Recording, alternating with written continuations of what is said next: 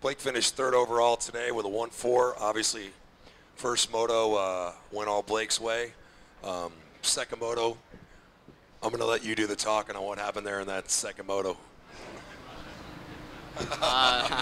Just had a little mishap, so just made a little error and ended up going down, and then you know, it was right in a bad spot, so couldn't get to my bike, and was you know, just trying to get the biker's attention so that as I was picking up my bike, I wasn't going to get landed on or anything. So, oh well, just a little mistake, and I felt like I was doing really good, and felt like everything was clicking along, and just one of those errors that, you know, kind of snakes up on you. Nothing that you got to go back and change or, you know, work on. It's just stuff happens, and salvaged it out though. Still felt pretty good afterwards.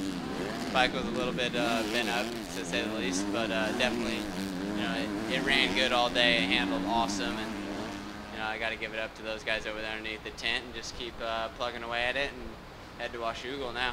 First of all, let's talk about that first moto, getting up there and running that pace and what that was like. Yeah, for sure. You know, I've had really good starts this year, and obviously that's key for me. I just get out front and try to, you know, win the race and push as hard as I can to the end. And, you know, it hasn't worked out perfect. The guys are just charging so hard, and we all get together towards the end of the race and get mixed up and stuff like that. But first moto was good. You know, I pushed it as hard as I could for as long as I could.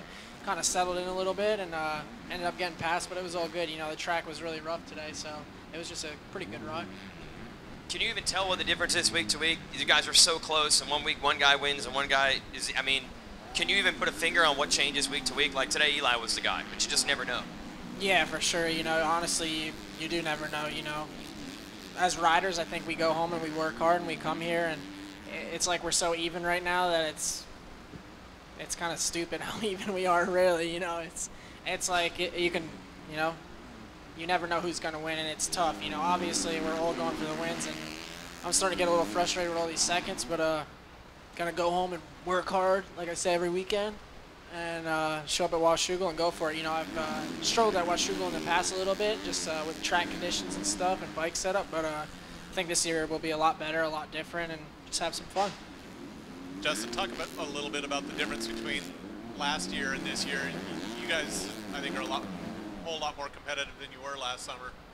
Yeah, for sure. You know, obviously we've came a long way for sure. I think as a team and as myself also, I think as myself, I just have a better program and I know what it takes. You know, I've won 2 championships in Supercross, and outdoors I've always struggled, and you know, I know this is my last year in the 250s, and I want it bad, and you know, I'm training with Jeff Stanton at home, and you know, when he's not home, I'm training with my dad and going to the gym and stuff like that. Just you know, working as hard as I can to, you know, beat these guys. That's really all we can do. And also with the team, you know, the team's come a long way since last year. Bikes are a lot better this year. You know, last year the bike was kind of new to us still, and it's just a lot better this year, the team and the vibe and stuff. We have a really good, you know, it's just not just me and Eli, you know, it's Will and Bogle, just good spirits at the team, and that's what it takes to win. Eli, I heard you comment up on the podium that you actually thought this weekend was tougher than the heat we had last weekend.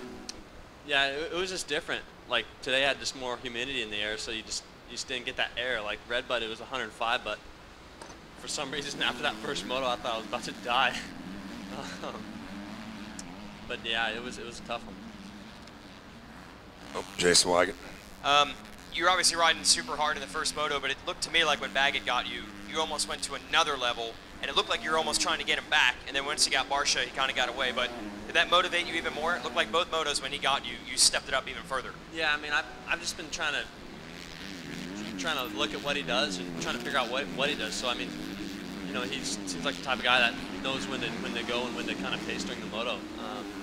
So I was like, man, all right, he's gonna go right now, so I'm gonna try to go too. But he ended up getting past Justin there like right away, so that kind of just spaced us out. And then the last couple laps, I wasn't totally on it, so he snuck away. But I've just been trying to figure out, you know, what he does and try to learn.